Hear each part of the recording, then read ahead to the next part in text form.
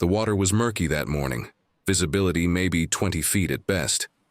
Jack Morrison checked his dive computer, 38 meters down, right at the edge of recreational limits. Beside him, Chen adjusted the side-scan sonar unit, watching the screen flicker with geological formations below. "We weren't looking for history that day," Jack would later recall. "We were surveying fish populations off the coast of Papua New Guinea, just another routine dive." But then the sonar pinged differently. A long, straight edge. Too straight, too symmetrical. David tapped Jack's shoulder and pointed down. Through the blue-green haze, something emerged from the sand, a shape that didn't belong to nature. Angular, metallic, covered in 70 years of coral and marine growth, but unmistakable. "Wait!" Jack's voice crackled through the communication system. "That's not natural.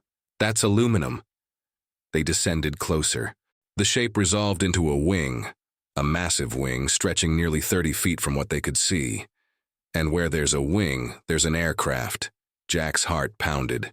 In 40 years of diving, he'd seen plenty of wrecks. Fishing boats, merchant vessels, even a Japanese submarine once. But this was different. They followed the wing to its route, brushing away sand with gloved hands.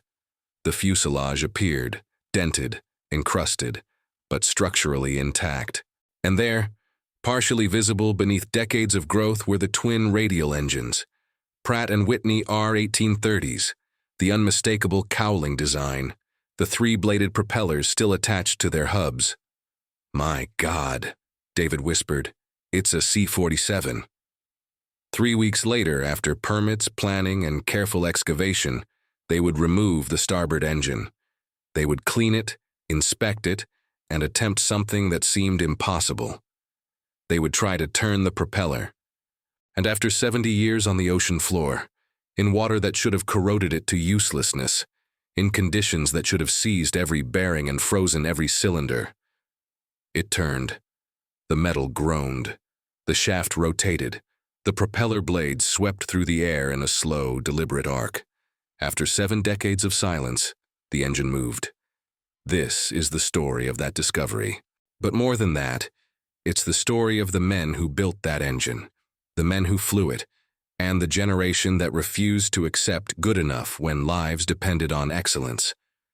Jack Morrison was 62 years old when he found the plane, but he moved underwater like a man half his age. 40 years as a Navy salvage diver will do that.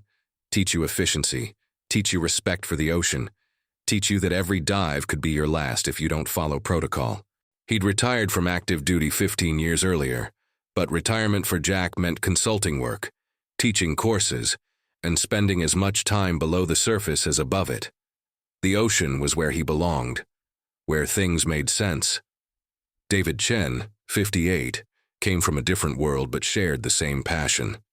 A marine archaeologist by training, he'd spent 3 decades documenting shipwrecks across the Pacific. Where Jack understood salvage and recovery, David understood history and preservation. Together, they made an effective team. They'd met at a wreck site off the Philippines in 2009, a Spanish galleon that had gone down in the 1700s. Jack was consulting on recovery techniques. David was leading the archaeological survey. They'd argued for 2 days straight about the proper way to remove artifacts without destroying historical context. By the 3rd day, they were friends. "He keeps me honest," Jack would say. "Reminds me that these aren't just objects, they're stories." "And he keeps me practical," David would counter.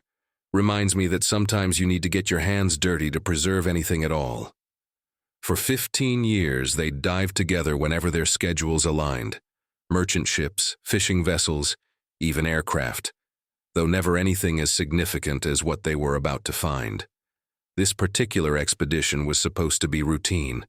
The Papua New Guinea government had contracted them for a marine survey. Fish populations, reef health, geological mapping. Standard work, good pay, beautiful location. The waters off PNG are historically rich. During World War II, this region was a critical theater of operations. The Japanese had pushed south from their bases in Rabaul. The Allies had pushed north from Australia. In between, thousands of men fought and died. Hundreds of ships went down. Hundreds of aircraft disappeared. Most were never found. Jack and David knew the statistics. They'd read the histories. Every time they dived in these waters, they wondered what lay beneath the sand, just beyond their search radius. On November 12, 2014, 70 years and 1 week after the plane went down, they got their answer. The day started clear. Calm seas, light wind, excellent visibility. They'd launched from their research vessel at dawn, motoring to a survey grid about 15 miles offshore. The plan was simple. Run the sonar, mark any anomalies, investigate anything interesting. By 9:30 a.m., they'd marked 3 contacts. 2 were rock formations. The third was different. "Sonar's showing something with straight edges," David called from the console. "Depth 38 meters, length approximately 25 meters. Jack checked the charts. No known wrecks in this area. No reported obstructions. "Could be a shipping container," he suggested. "They fall off cargo ships all the time." "Could be," David agreed. But his tone suggested he didn't believe it. They geared up. Double tanks for the depth, underwater cameras, measurement tools, lift bags, just in case they needed to move sand. The descent took 4 minutes. As they dropped through the thermocline at 20 meters, the water temperature dropped 10 degrees. Below 30 meters, the light shifted from bright blue to deep green. And then they saw it. The wing emerged from the sand like a ghost, angled upward at 30 degrees. Coral had claimed the leading edge. Small fish darted through holes in the aluminum skin. But the shape was unmistakable, the distinctive taper of a Douglas C-47 wing, one of the most recognizable aircraft profiles in aviation history.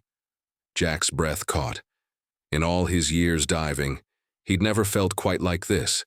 It was like touching history, like reaching back through 7 decades and making contact with another world.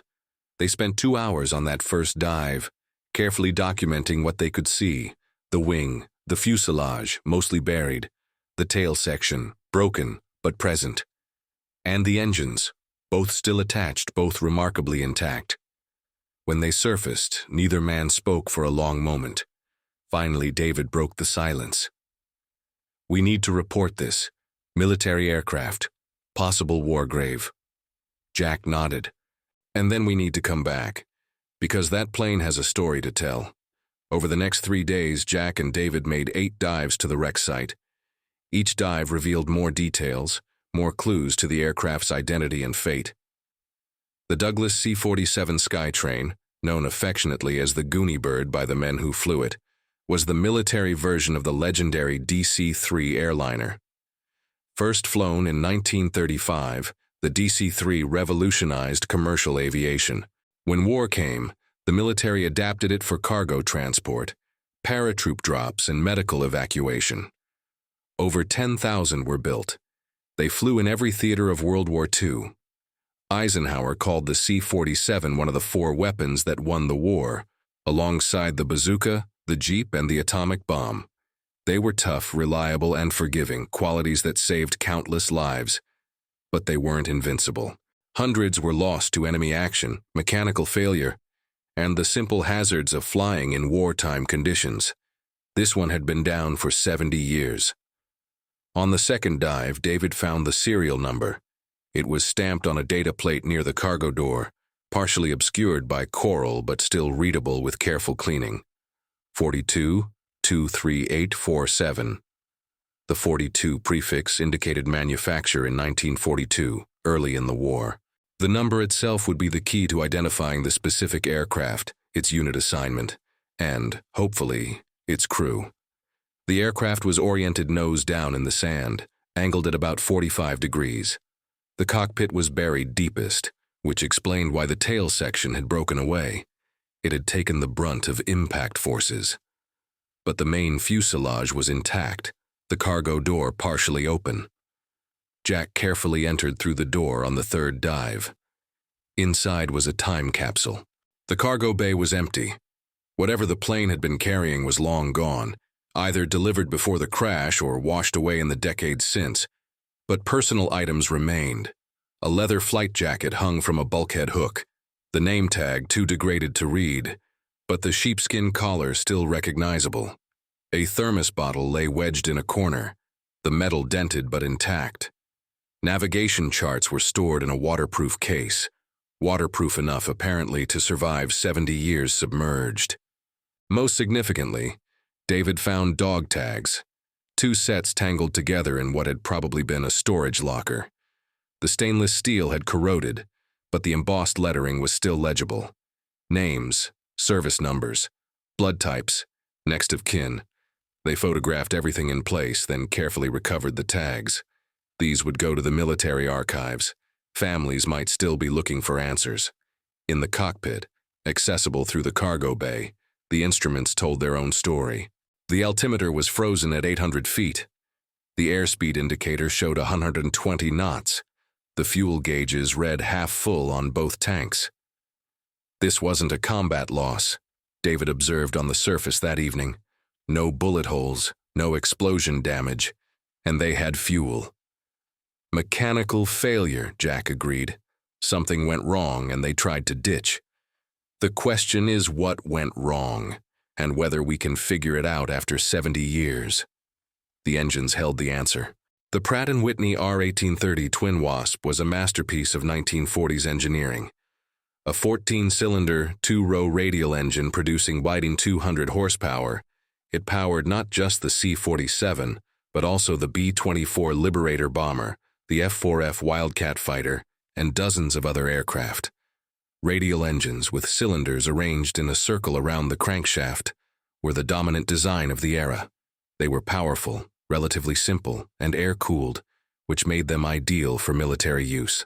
No complex liquid cooling systems to fail or leak. But they had their quirks.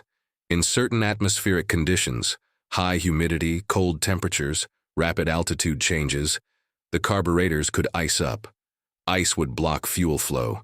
The engine would sputter, lose power, and potentially fail completely. It was a known problem. Pilots were trained to recognize the symptoms and apply carburetor heat to melt the ice.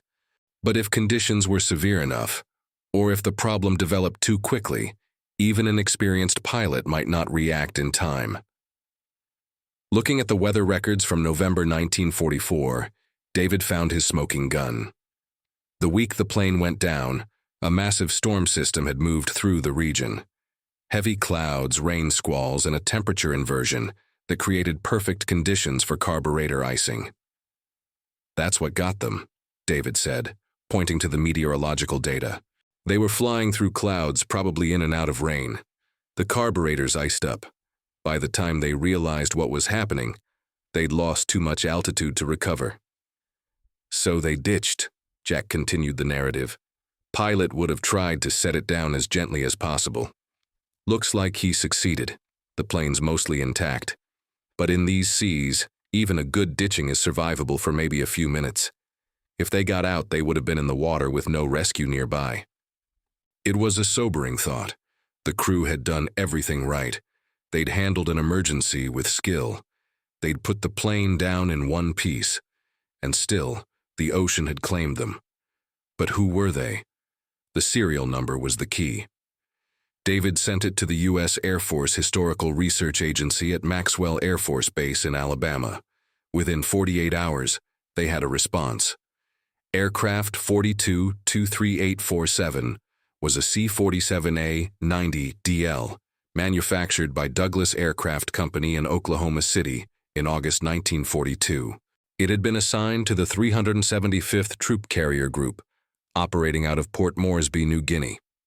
On November 5, 1944, the aircraft departed Port Moresby on a routine supply mission to a forward airstrip at Nadzab, about 200 miles northwest. The flight should have taken 90 minutes. The plane never arrived. Last radio contact was at 10:47 a.m. Experiencing engine trouble, attempting emergency landing. Then silence. Search aircraft were dispatched but found nothing. The weather was deteriorating rapidly. Visibility near zero. After 3 days, the search was called off. The aircraft and crew were declared lost at sea. The crew consisted of 4 men. Captain Robert Bob Mitchell, 28 years old, pilot. From Cedar Rapids, Iowa, married, one daughter. A farm boy who'd learned to fly in a Piper Cub before the war. Commissioned in 1941, he'd flown 73 combat missions before that final flight. His service record described him as steady, reliable, and exceptionally skilled in adverse conditions.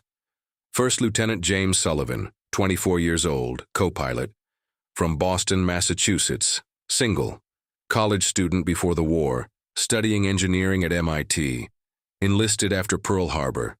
His commander wrote that Sullivan was one of the finest young pilots I've had the privilege to serve with. Staff Sergeant Frank Delgado, 22 years old, navigator, from San Antonio, Texas, married, no children. Had worked as a surveyor before the war, which made him a natural for navigation. His wife received his last letter 2 weeks after he was declared missing. In it, he wrote, "The work is hard, but we're making a difference. Every supply run means our boys on the ground have what they need to fight." Corporal William Bill Hayes, 20 years old, loadmaster, from Portland, Oregon, single, the youngest of the crew. He'd lied about his age to enlist at 17. His job was to manage cargo, ensure proper weight distribution, and assist with any in-flight emergencies. His mother kept his room exactly as he'd left it for 30 years, always hoping he might somehow come home. 4 men, 4 families, 4 lives cut short in service to their country. The official records listed them as missing in action. Their names were inscribed on the tablets of the missing at the Manila American Cemetery in the Philippines, along with 36,000 other service members who had no known grave. Until now, no one knew where their plane had gone down. Jack and David sat with this information for a long time. The wreck wasn't just a historical curiosity anymore. It was a grave, a memorial, a place where 4 young men had fought to survive and ultimately failed. "We need to do this right," David said finally. "Document everything. Preserve what we can. Make sure their families know." "And the engine?" Jack asked. David considered. "The engine tells the story. It shows what they were flying, what they were up against, and what kind of men built these machines. If we can preserve it, restore it, put it somewhere people can see it, that honors them more than leaving it to rot on the ocean floor." Jack nodded. "Then let's bring it up. Removing a 1,500-pound aircraft engine from 38 meters underwater is not a simple task. It requires planning, equipment, expertise, and, most importantly, permission." Jack and David spent 2 weeks navigating bureaucracy. The Papua New Guinea government had jurisdiction over the wreck site. The U.S. military had interest as the aircraft's owner, and various international treaties governed the treatment of war graves. Ultimately, all parties agreed. One engine could be removed for preservation and display, provided the wreck site itself was protected and marked as a war grave. No salvage, no souvenir hunting. Just careful, respectful recovery of a single artifact that could tell the story. The recovery operation began on December 1, 2014. Jack and David assembled a team, 2 additional divers, a surface support crew, and a small crane barge. They had 5 days of good weather forecasted. After that, the monsoon season would make diving impossible for months. Day 1 was preparation. They descended to the wreck and began clearing sand and marine growth from around the starboard engine. 70 years of coral had fused to the aluminum cowling. Small fish had made homes in the cylinder fins. A moray eel had taken up residence in the exhaust manifold. They worked carefully, using soft brushes and low-pressure water jets. The goal wasn't to clean the engine completely, that would come later, but to expose the mounting points and connections. Day 2 was disconnection. The engine was held to the wing by 4 main mounting bolts, each 2 inches in diameter. Fuel lines, oil lines, and control cables also had to be severed. The bolts were the challenge. After 70 years underwater, they should have been corroded solid, impossible to remove without cutting. But when Jack applied a wrench to the first bolt, it moved. Not easily. It took a 4-foot breaker bar and all his strength, but it moved. "These bolts are stainless steel," he reported to the surface. And they were torqued to spec by someone who knew what they were doing. The threads are still good. One by one, the bolts came out. The fuel lines, brittle with age, were cut. The control cables were disconnected. By the end of day 2, the engine was free of the wing, held in place only by gravity and sand. Day 3 was the lift. They rigged the engine with heavy-duty straps, attaching them to lift bags, large inflatable bladders that could be filled with air from their tanks. The principle was simple. Add air to the bags, they become buoyant, and they lift the load. The execution was delicate. Too much air, and the engine would rocket to the surface, potentially damaging itself and endangering anyone in its path. Too little, and it wouldn't lift at all. Jack had done this hundreds of times. He knew the calculations, knew the feel of it. He added air slowly, watching the engine shift in the sand. It lifted. Slowly, majestically, the Pratt & Whitney R1830 rose from its resting place. Sand cascaded off the cylinders. The propeller blades, still attached, rotated slightly in the current. They guided it up at a rate of 10 meters per minute, stopping periodically to vent air from the bags as the pressure decreased. At 20 meters, they paused for a safety stop. At 10 meters, they paused again. 45 minutes after leaving the bottom, the engine broke the surface. The crane barge crew was ready. They attached lifting cables and hoisted the engine onto the deck. Water poured from every opening. Cylinders, exhaust ports, the hollow propeller blades. It was a mess. Corroded, encrusted, stained green and brown from decades of marine growth. But it was intact. Jack climbed aboard the barge and stood looking at the engine. He'd recovered a lot of things in his career.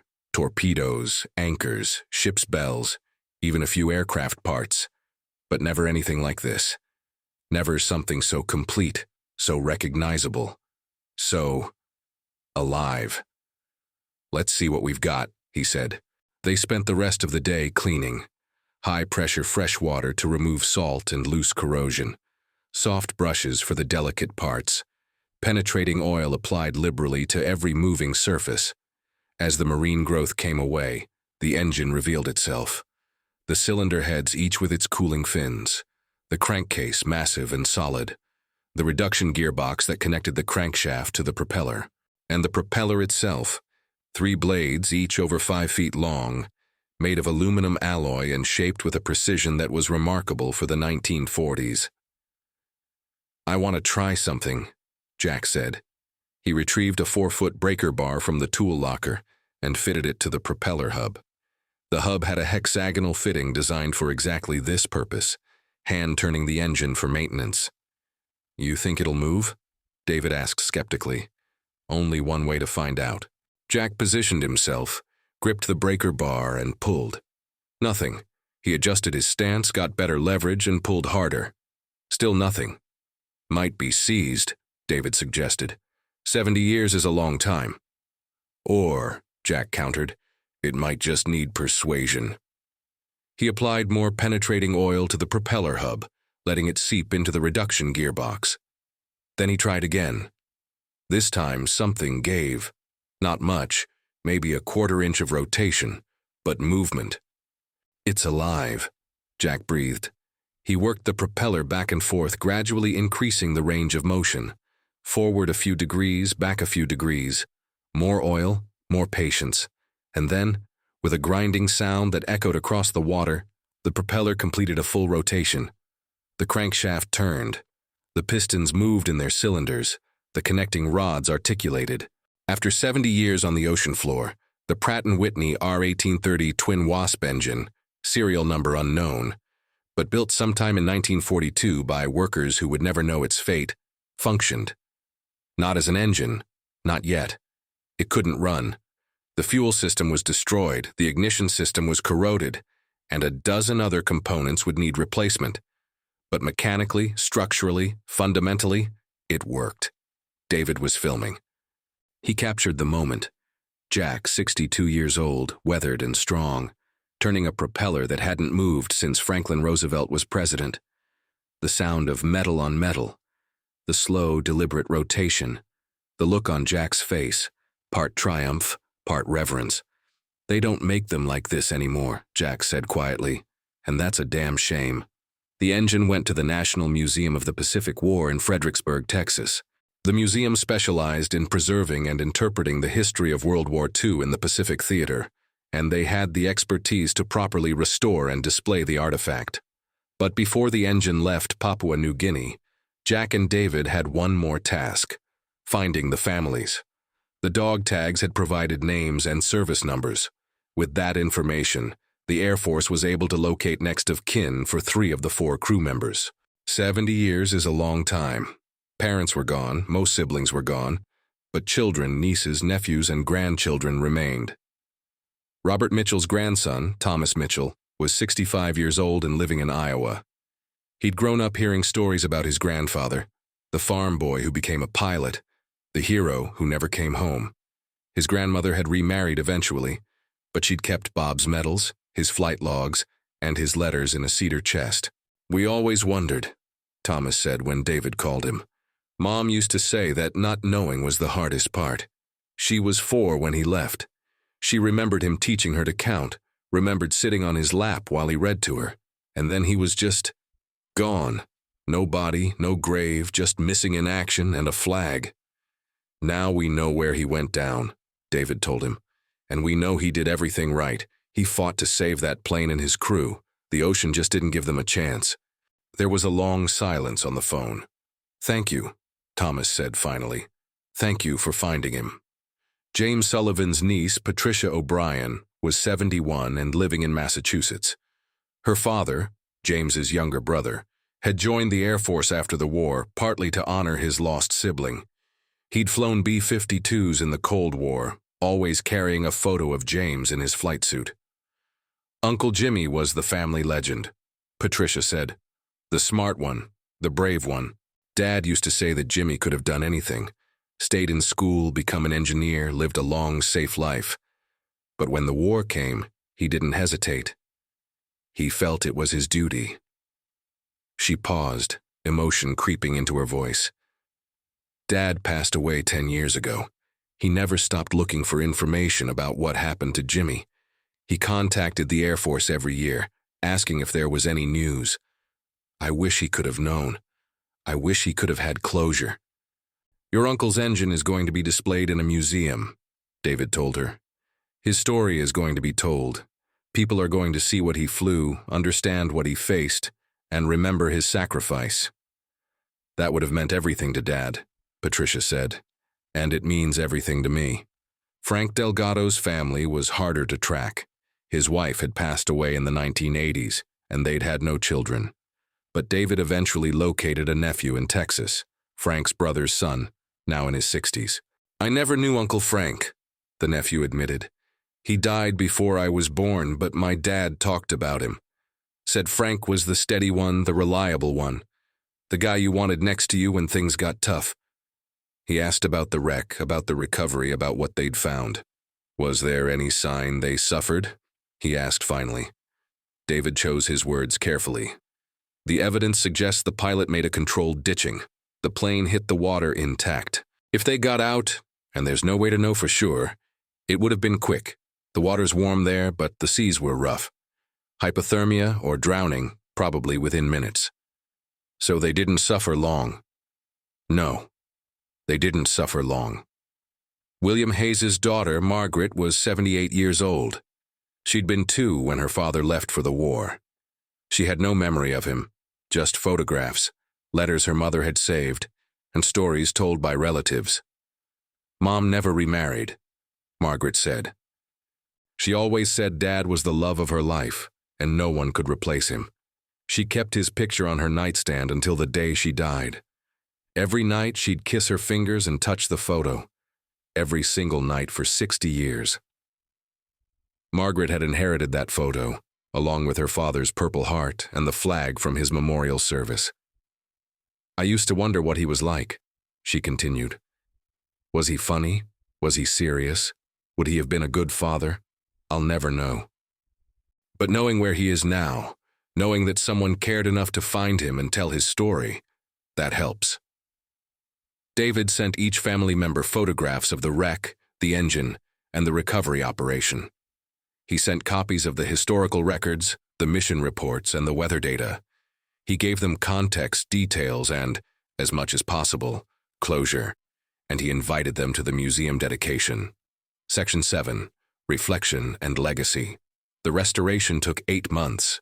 Volunteer mechanics at the National Museum of the Pacific War, many of them veterans, some of them former aircraft mechanics, worked hundreds of hours to bring the engine back to display condition. They didn't restore it to running condition.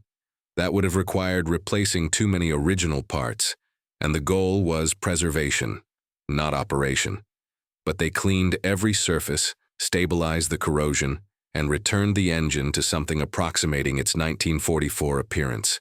The propeller was polished until the aluminum gleamed. The cylinder heads were treated with protective coatings. The data plates were carefully preserved, their stamped information still readable. And in a glass case beside the engine, the museum displayed the artifacts recovered from the wreck. The dog tags, the navigation charts, the thermos bottle, and photographs of the 4 crew members. The dedication ceremony was held on November 5, 2015, 71 years to the day after the plane went down. Thomas Mitchell was there, representing his grandfather. Patricia O'Brien came from Massachusetts. Margaret Hayes, 78 years old and frail, made the trip from Oregon with her daughter's help.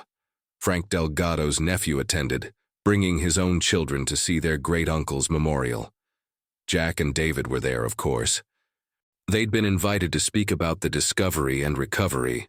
The museum director opened the ceremony with remarks about the C-47's role in the war, the 375th Troop Carrier Group's service record, and the specific mission that ended in tragedy. Then Jack stepped to the podium. "I've been diving for 40 years, he began. I've seen a lot of wrecks, ships, planes, submarines. Each one tells a story, but most of those stories are about failure, mechanical failure, human error, bad luck. This story is different. When we found this plane, we found evidence of skill.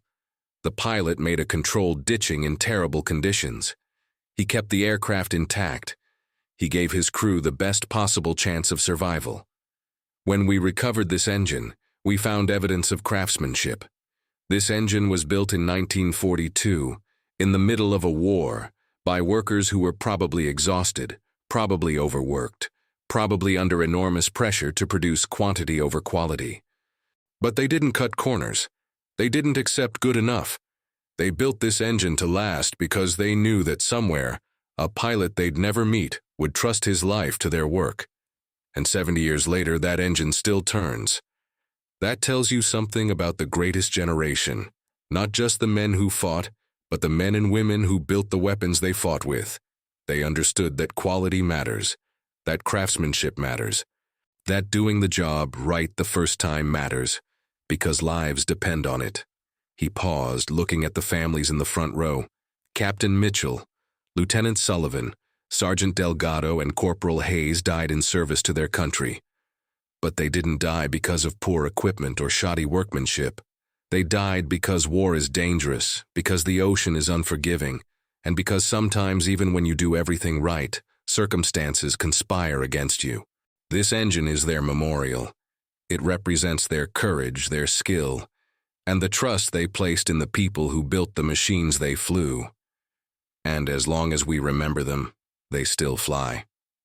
There wasn't a dry eye in the room. David spoke next, providing technical details about the recovery and restoration. He explained the engineering of the R-1830, the challenges of underwater archaeology, and the importance of preserving these artifacts for future generations. Then the families were invited to approach the engine. Thomas Mitchell placed his hand on the propeller blade, the same blade his grandfather would have seen spinning before every flight. Patricia O'Brien touched the cylinder heads, imagining her uncle's hands on the throttle, coaxing power from these pistons. Margaret Hayes stood silently, tears streaming down her face, one hand on the engine cowling. "Thank you," she whispered. "Thank you for bringing him home." Epilogue. The wreck site remains on the ocean floor, marked as a protected war grave. No salvage is permitted. Divers can visit, but only with permits and only under strict guidelines. It's a place of remembrance now, an underwater memorial to 4 men who gave their lives in service. The engine sits in the museum, polished and preserved. Thousands of visitors see it every year. School groups learn about World War II aviation. Veterans pause to remember friends lost. Families touch the metal and feel connected to history. And sometimes, when the museum is quiet, Jack Morrison visits. He stands in front of the engine, remembering the moment it turned in his hands, remembering the weight of history, the responsibility of preservation, and the privilege of telling stories that deserve to be told. They don't make them like this anymore, he says to himself. But maybe they should. Because the lesson of the Pratt & Whitney R1830 isn't just about engineering. It's about values, about craftsmanship over convenience, about durability over disposability, about building things that last because quality matters. The men who built that engine in 1942 are gone now. The men who flew it are gone. But the engine remains, a testament to their skill, their courage, and their commitment to excellence. After 70 years, it still turns.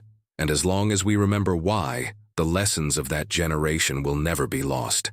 If you found this story as remarkable as we did, hit that subscribe button to join our community of history enthusiasts.